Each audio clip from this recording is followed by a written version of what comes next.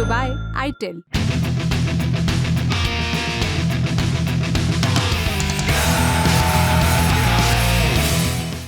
नमस्ते, मेरा नाम उपासना है और आप देख रहे हैं द लल्लन टॉप का डेली फाइनेंशियल बुलेटिन खर्चा पानी। धरती पर कोई भी ताकत उस विचार को नहीं रोक सकती जिसका समय आ गया है।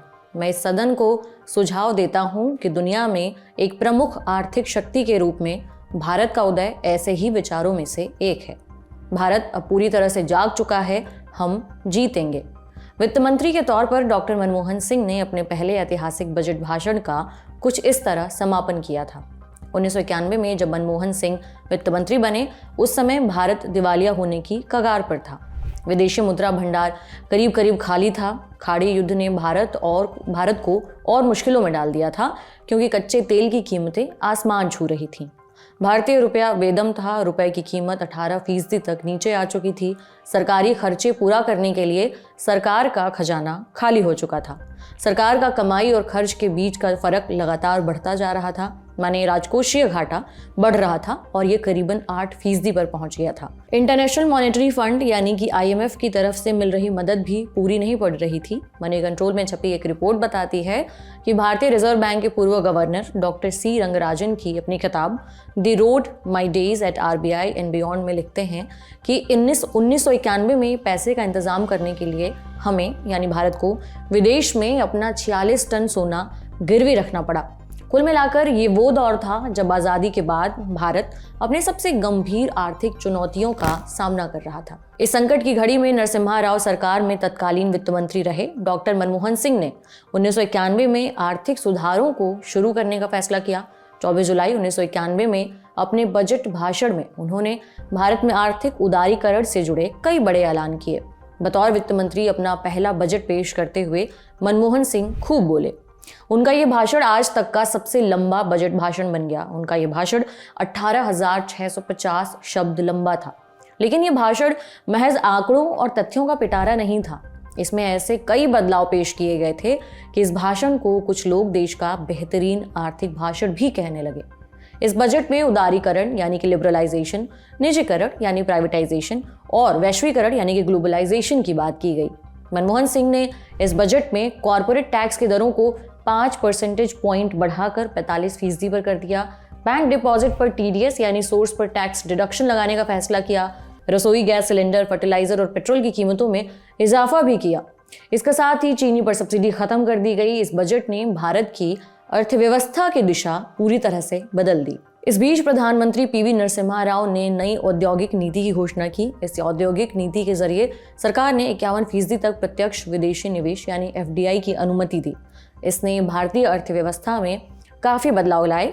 डॉक्टर मनमोहन सिंह ने अपने बजट भाषण में ये साफ किया, औद्योगिकीकरण के लिए 4 दशकों की योजना के बाद अब हम विकास के उस चरण पर पहुंच गए हैं जहां हमें विदेशी निवेश से डरने की बजाय उसका स्वागत करना चाहिए। प्रत्यक्ष विदेशी निवेश से आए पैसे से टेक्नोलॉजी और मार्केट तक पहुंच मिलेगी।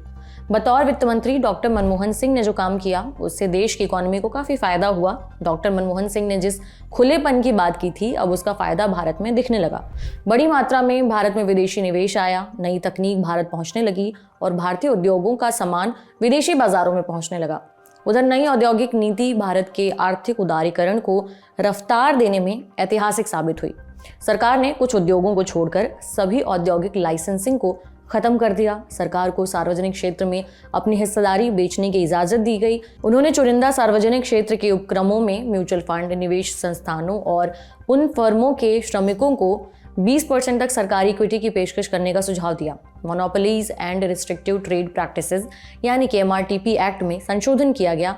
इसका फायदा ये हुआ कि नई कंपनी बनाने, कारोबार का विस्तार करने और कंपनियों का मर्जर करने के लिए सरकार की अनुमति की जरूरत खत्म हो गई। डॉक्टर मनमोहन सिंह के कार्यकाल में बैंकिंग सुधारों की दिशा में काफी काम हुआ। बैंकों को अपनी ब्याज दरें तय करने की आज़ादी मिली। नए बैंकिंग लाइसेंस जारी किए गए। 1991 के आर्थिक सुधारों प्राइवेट सेक्टर के बैंकों को काफ़ी फायदा हुआ। इनमें विदेशी पूंजी आ सकी। इन सुधारों ने कई मल्टीनेशनल कंपनियों को भारत में आने का रास्ता दिया। पहली दफा भारतीय शेयर मार्केट में विदेशी संस्थागत निवेशकों यानी FII को निवेश करने की अनुमति मिली। शेयर मार्केट रेगुलेटर सेबी को भी काफी अधिकार दिए गए। इंडियन एक्सप्रेस में छपी एक रिपोर्ट के मुताबिक 1991 में कॉमर्स सेक्रेटरी रहे मोंटेक सिंह आलूवालिया ने लिखा कि उस साल बजट भाषण के दौरान सिंह ने यानी कि मनमोहन सिंह ने सरकार की सुधार नीतियों पर सवाल उठाने वाले विपक्षी दलों की आलोचना से निपटने के लिए चुप्पी की परंपरा को तोड़ दिया। अपनी पुस्तक back stage the story behind India's high growth years में आलूवालिया लिखते हैं, ये मनमोहन सिंह का एक राजनेता के रूप में पहला प्रयास था जिसमें उन्होंने आलोचना का जवाब दिया और सुधारों के पक्ष में जनमत बनाने की कोशिश की। पहले की उलट वे अब खुले तौर पर वामपंथियों पर हमला कर रहे थे। हालांकि वो अब भी आलोचना करने के लिए फटकार लगाने की तुलना में आलोचकों के नजरिए को बदलने में ज्यादा रुचि रखते थे। इंडिया टुडे की एक रिपोर्ट में कहा गया है कि अमेरिकी पत्रकार चार्ली रोज के साथ एक इंटरव्यू में मनमोहन सिंह ने बताया कि कैसे वो अपनी साधारण शुरुआत के बावजूद पूंजीवादी बन गए। वरिष्ठ पत्रकार नीरजा चौधरी की किताब हाउ प्राइम मिनिस्टर्स डिसाइड के मुताबिक चार्ली रोज ने पूछा कि डॉक्टर सिंह ने देश में असमानता को दूर करने के लिए समाजवाद, एक नियोजित अर्थव्यवस्था और राज्यवादी उपायों को क्यों चुना। उन्होंने जवाब में कहा, उन्हें भी लगता है कि समानता काफी जरूरी है। मेरा मानना है कि पूंजीवाद से तेज तरक्की होती है। वहीं डॉक्टर मनमोहन सिंह ने बतौर प्रधानमंत्री भी आर्थिक सुधारों से जुड़े कई महत्वपूर्ण फैसले किए। उन्होंने 2004 के आम चुनावों के बाद 22 मई को प्रधानमंत्री के रूप में शपथ ली। 22 मई 2009 को दूसरे कार्यकाल के लिए पद की शपथ ली थी और 2014 तक देश के प्रधानमंत्री रहे। उनके पहले कार्यकाल यानी 2004 से 9 के बीच देश की जीडीपी लगभग 8% की औसत दर से बढ़ी। उस वक्त प्रमुख अर्थव्यवस्थाओं के मुकाबले चीन के बाद भारत आर्थिक ग्रोथ में दूसरे नंबर पर था। उन्हें 2008 के वैश्विक वित्तीय संकट से भारत को बचाने का श्रेय जाता है। 2008 में वैश्विक मंदी के चलते भारत की अर्थव्यवस्था गड़बड़ा गई थी। भारत के शेयर बाजार औंधे मुँह गिर चुके थे, लेकिन माना जाता है कि मनमोहन सरकार ने मंदी से निपटने के लिए कई जरूरी कदम उठाए। उन्होंने ग्रामीण रोजगार योजना की शुरुआत की, तब नरेगा के नाम से चलाई गई। इस स्कीम से न्यूनतम 100 दिनों के लिए आजीविका की गारंटी दी गई। अर्थशास्त्रियों ने कहा कि इसका ग्रामीण आय और गरीबी दूर करने में काफी सहयोग रहा, काफी मदद मिली इससे। अब इस स्कीम का नाम मनरेगा यानी महात्मा गांधी राष्ट्रीय ग्रामीण रोजगार गारंटी अधिनियम किया जा चुका है। उनके कार्यकाल में सरकार से सूचना मांगने के अधिकार यानी आरटीआई की गारंटी मिली। अब आपको कुछ दिलचस्प किस्से बताते हैं। वित्त मंत्री के तौर पर डॉक्टर मनमोहन सिंह ने भारत की इकोनॉमी की तस्वीर बदलने का काम किया हो जाहिर तौर पर, लेकिन आपको जानकर हैरानी होगी कि मनमोहन सिंह तत्कालीन पीएम पीवी नरसिम्हा राव की पहली पसंद नहीं थे। विनय सीतापति ने पीवी नरसिम्हा राव की जीवनी पर लिखी अपनी किताब हाफ लॉयन में लिखा है कि पीवी नरसिम्हा राव गैर राजनीतिक अर्थशास्त्री चाहते थे जिसकी अंतर्राष्ट्रीय स्तर पर विश्वसनीय छवि हो, जो अर्थव्यवस्था के मामले में पश्चिम देशों से निपटने में सक्षम हो। ऐसे में उन्होंने 2 नाम सुझाए। पहला लंदन स्कूल ऑफ इकोनॉमिक्स के पूर्व निदेशक प्रोफेसर IG पटेल और दूसरा भारतीय रिजर्व बैंक के पूर्व गवर्नर और अर्थशास्त्री डॉक्टर मनमोहन सिंह।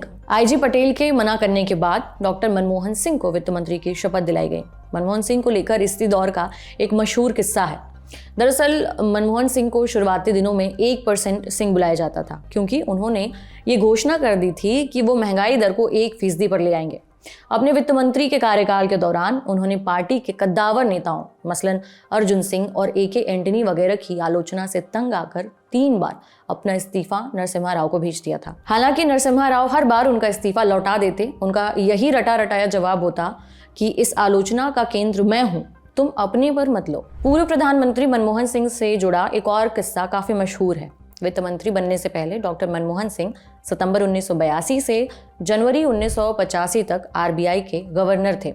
इस दौरान मनमोहन सिंह ने तत्कालीन प्रधानमंत्री इंदिरा गांधी को अपना फैसला पलटाने पर मजबूर कर दिया था। ये किस्सा छपा है RBI governors the jars of monetary policy नाम की किताब में। इसे छापा है रूपा प्रकाशन ने। लेखक हैं गोकुल राठी। वो बताते हैं या लिखते हैं कि दरअसल मामला ये था कि इंदिरा सरकार ने तय किया कि विदेश के बैंकों की जो अलग अलग शाखाएं होती हैं उन्हें अब से RBI लाइसेंस नहीं देगा। मनमोहन सिंह को लगा कि यह RBI की स्वायत्तता पर, उसकी ऑटोनॉमी पर एक खतरा है, तो उन्होंने वित्त मंत्री प्रणब मुखर्जी और प्रधानमंत्री इंदिरा गांधी को अपना इस्तीफा भेज दिया। बाद में वो इंदिरा गांधी को ये मनाने में कामयाब रहे कि कैबिनेट का फैसला सही नहीं था, इसलिए ये पॉलिसी कभी लागू ही नहीं हुई और आखिर में भुला दी गई। मनमोहन सिंह ने एक बार टिप्पणी की थी कि RBI और सरकार के बीच में रिश्ते पति पत्नी की तरह होते हैं और उन्हें आपसी मतभेदों को इस तरह सुलझाना चाहिए कि दोनों संस्थाएं सामंजस्य के साथ काम कर सकें। आपको ये भी बता दें कि पूर्व प्रधानमंत्री मनमोहन सिंह का लंबी बीमारी के बाद 92 साल की उम्र में गुरुवार 26 दिसंबर को दिल्ली में निधन हो गया। मनमोहन सिंह का जन्म 26 सितंबर 1932 को अविभाजित भारत के पंजाब प्रांत के एक गांव में हुआ था। उन्होंने 1948 में पंजाब यूनिवर्सिटी से अपनी मैट्रिक की शिक्षा पूरी की। पंजाब से वो ब्रिटेन की कैम्ब्रिज यूनिवर्सिटी तक पहुंचे, जहां उन्होंने 1957 अर्थशास्त्र में फर्स्ट क्लास ऑनर्स की डिग्री हासिल की। इसके बाद उन्होंने 1962 में ऑक्सफोर्ड यूनिवर्सिटी के नफील्ड कॉलेज से अर्थशास्त्र में डी.फिल की उपाधि ली। मनमोहन सिंह ने पंजाब यूनिवर्सिटी और दिल्ली स्कूल ऑफ इकोनॉमिक्स में पढ़ाया। 1971 में मनमोहन सिंह भारत सरकार की कॉमर्स मिनिस्ट्री में बतौर आर्थिक सलाहकार शामिल हुए। इसके बाद वो कई महत्वपूर्ण पदों पर रहे, जैसे वित्त मंत्रालय में सचिव, योजना आयोग के उपाध्यक्ष, भारतीय रिजर्व बैंक के गवर्नर, प्रधानमंत्री के सलाहकार और विश्वविद्यालय अनुदान आयोग के अध्यक्ष। बाद में 21 जून 1991 से 16 मई 1996 तक भारत के वित्त मंत्री भी रहे और बाद में लंबे समय तक देश के प्रधानमंत्री भी बने। वो 2004 से 2014 तक देश के प्रधानमंत्री रहे थे। आज के बुलेटिन में इतना ही। आपके लिए बुलेटिन लिखा था हमारे साथी प्रदीप यादव ने, इसमें हमारे साथी दीपक ने भी मदद की है। आपको कैसे लगी जानकारी हमें जरूर बताएं, और मनमोहन सिंह से जुड़ा आपके दिमाग में कोई हिस्सा है या उनसे जुड़ी कोई ऐसी खबर है जो आप उनके बारे में पसंद करते थे, हमें जरूर बताएं कमेंट बॉक्स में। बाकी देखते रहिए ललन टॉप। शुक्रिया।